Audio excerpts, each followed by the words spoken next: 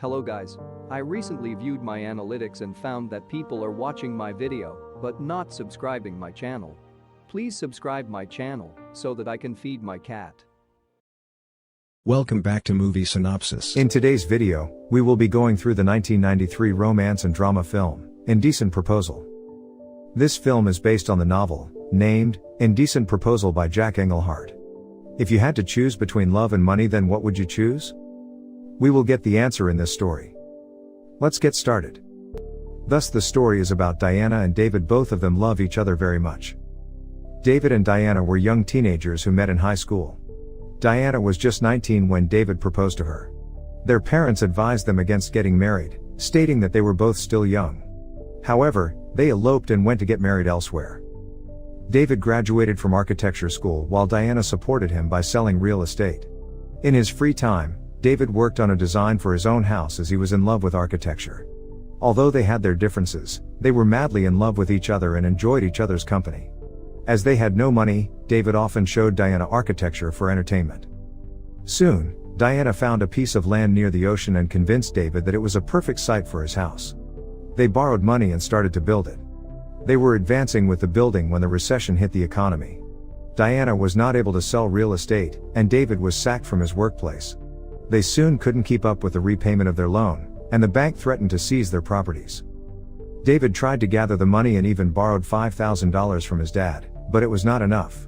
One night, while they were asleep, David woke Diana from her sleep and told her he had an idea. They then rushed to a casino. As Diana walked around in the shopping mall, she was noticed by a strange man who tried to buy an expensive dress, which she turned down. David placed and won different bets, and at the end of that day, he had made $25,040. He then planned to go to the casino for 2 hours the next day to make enough money to clear his debts. However, the next day at the casino did not turn out well, and David lost all his money. As they walked around the casino, they came to a table where the strange man that had approached Diana the previous day was playing bets. They find out that he is John Gage, a billionaire. John, on seeing Diana, asked for permission from David to have her place his bets for him. He revealed that he had been losing, but as soon as he saw Diana, he won for the first time and wanted to make use of her good luck. However, Diana lost the first bet she placed for him and he asked if she preferred cards or dice. She then told him that she preferred dice, and he claimed that she lost because he had not asked her before making her play cards. He then took her to a dice betting table, and, fortunately, she won $1 million for him. He then asked Diana if he should continue betting, but she told him she wasn't betting anymore. John then invited David and Diana to stay at the hotel where he was staying. As David and Diana stayed in the fancy suite John had booked for them, John sent his assistant to deliver the dress he had earlier tried to buy for Diana. That same night, as David and John played snooker after a dinner he invited them to, he proposed something out of the ordinary to David. He proposed to pay David $1 million if he would allow Diana to spend the night with him for a day. David and Diana, on the other hand, declined his proposal, explaining that money cannot buy everything. That night, David and Diana could not sleep as they were both thinking about the proposal that John had placed before them. Diana said she did not want to do it, but she would do it for David as the money could change their lives. They agreed it was just a night and they would be able to get over it. The next morning, they called their lawyer to help them prepare a contract document so that John could sign it. John signed the documents without any problems with any of the clauses inserted into the document. John's assistant then led David and the lawyer out of the room and David said his goodbyes to Diana. However, as David and the lawyer dined in the restaurant in the hotel where John Gage was staying, David had a change of mind and ran to John's room to stop Diana and get her back. He was too late, though, as when he got to John's room, the maid told him they had gone to board the helicopter.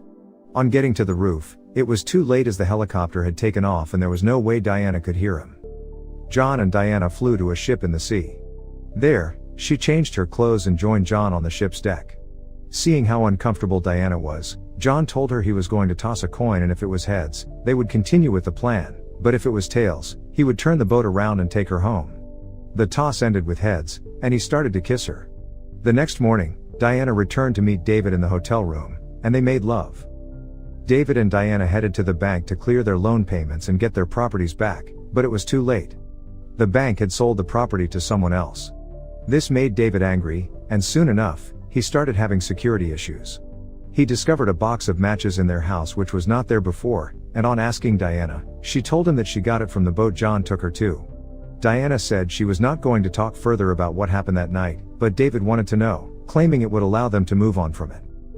He searched her bag once and found a card with John's number on it. As he approached Diana, he discovered she was talking to someone and she claimed it was her mother, but she also said the call didn't go through. This made David very suspicious and he claimed Diana had been in contact with John because she had not forgotten him. He told Diana he doesn't trust her and she also said she doesn't trust him. Diana tried to make things right and tried to find the person who bought their property so they could buy it back, and they discovered it was John Gage. She angrily went to meet him and demanded he sell the property to them back, but John would not. Diana said she hated him, and John said she didn't, she only wished she did.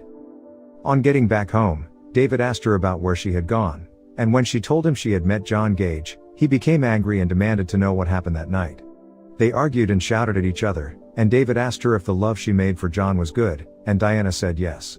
This pained David, and he moved away from the house. For some weeks, David stayed with his friend, the lawyer. Diana called the lawyer one day and told him to tell David that he could take the money, but David said he didn't want it, and the lawyer said if none of them wanted the money, he was going to take it. Soon after, John Gage began doing everything he could to make advances on Diana. He once claimed to be interested in buying a property, and Diana's boss forced her to take him around, threatening to sack her when she refused. After several tries, Diana slowly fell for John Gage, and one day, after her visit to his house, they kissed. Meanwhile, David thought about the memories he had with Diana and tore her pictures out of anger. One time, he tried to attack John after seeing him and Diana step out of a car, apparently on a date. David soon took a teaching job, and although the job wasn't paying him enough for his qualifications, he was happy to teach architecture, which he loved. After one of his classes, his lawyer friend approached him and told him that Diana wanted a divorce. The lawyer told him that Diana had said that if he didn't argue the case, David would get everything, including the land and the money. David, however, asked where Diana was.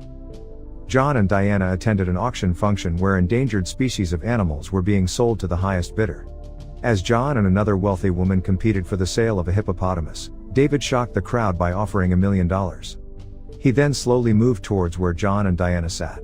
Rain started falling, and John decided to leave Diana and David to talk to themselves.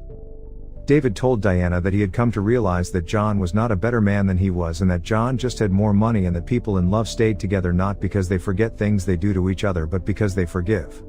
He then signed the divorce papers and left.